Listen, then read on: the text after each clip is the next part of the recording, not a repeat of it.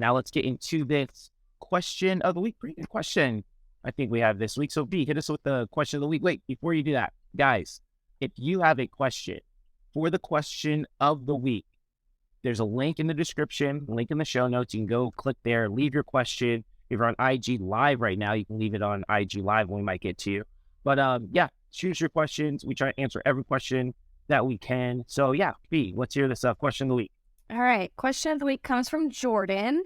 And he or she, how do you keep kids excited/motivated during the hard practices in the months leading up to end of season events?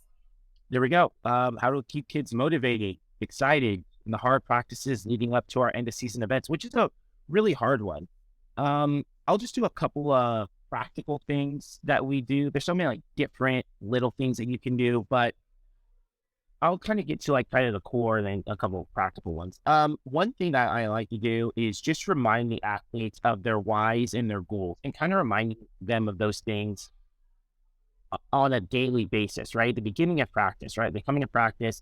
Well, hey guys, like at the beginning of the season, we said that we wanted to win summit or we wanted to make finals, right? Or we'll just go right now. We'll just say finals. We said we wanted to be a finalist at the summit this year, at Worlds or whatever, right?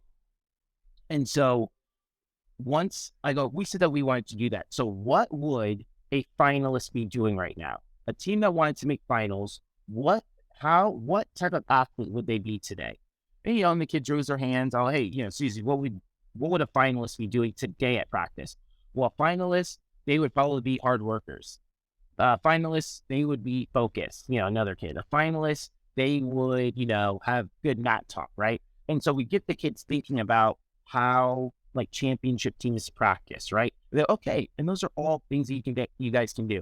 And I guarantee you, when you ask this to your kids, none of your kids are going to say, well, they all have double fulls, or they all, finalists all have double downs or kick up scorpions. They all, it's funny when you do this, all the kids, they always say like character traits, all of them. They always say they'd be hard workers, and they all say things that the kids can be doing at practice that day, whether they're level 1 or they're level 7.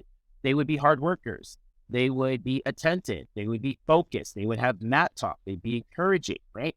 And they always say, yeah, and those are all things you guys have control of today, right? And so I try to get them focused on what are the characteristics that it takes to be a champion that day, and go, okay, now be that, right? And just get them really thinking about their goals and their why they are cheering, right?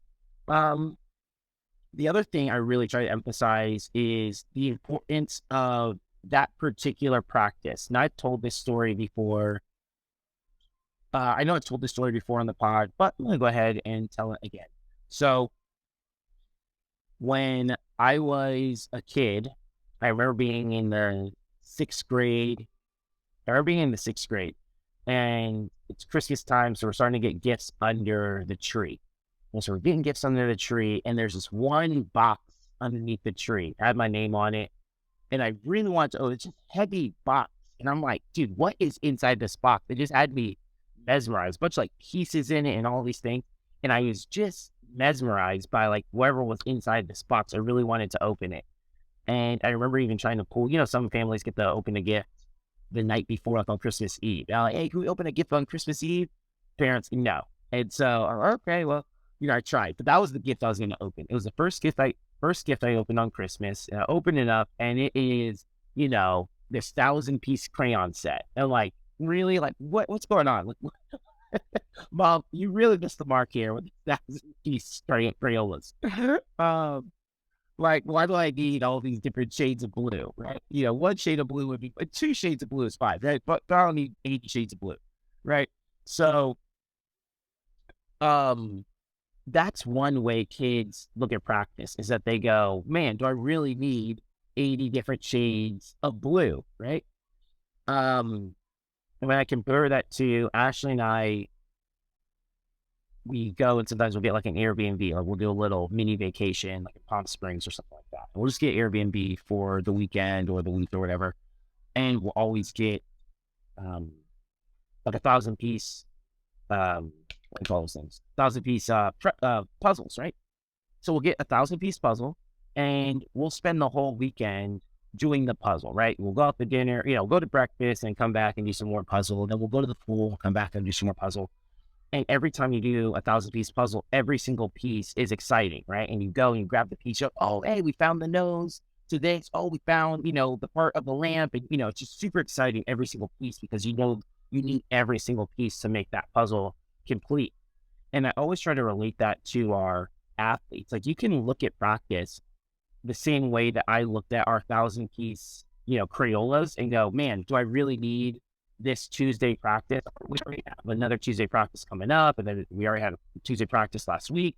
Or you can look at it as a 1,000-piece puzzle where you really emphasize the importance of every single practice, and every single practice makes up your season. So I really try to emphasize the importance of each and every practice and how that practice plays an important role in our season.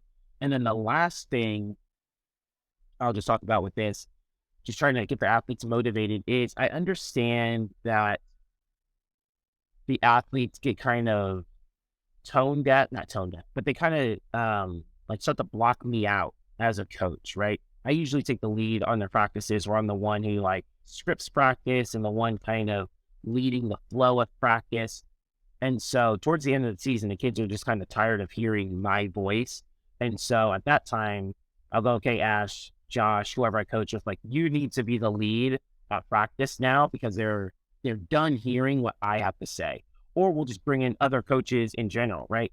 Coach Bailey, who doesn't coach, Coach Bailey and I don't coach any actual teams together, right? But Coach Bailey, hey, come run this section. Hey, Coach, can you come, when we had Claire, Christina, right? Hey, can you guys run this part of practice, just so that kids can get a different voice? And I found that has worked as well. Just having the kids hear a different voice outside of my own once we get to this later part in the season.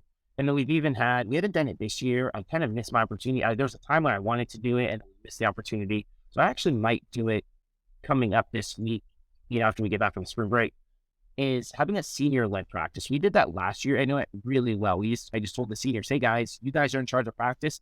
I'll be there. I'll do whatever you need me to do if you need me to do anything. But this is your practice. You guys are going to schedule the practice. You guys are going to coach the athletes, and it's your senior-led practice, and let them really take ownership over that. And so that worked out really well last year when we did it. There's a time when I wanted to do it. Again, missed the opportunity what I thought would have been a great opportunity for us to do it. But I do want to do it because I found it was really important for the athlete to experience, to showcase their leadership skills, and then just for the athletes just to hear a different voice out there. So senior-led practice was really well. Well, those are a few of my different, ideas on how to keep athletes motivated and excited towards the end of the season as we head into these end of season events with our teams. So yeah. Good to hear.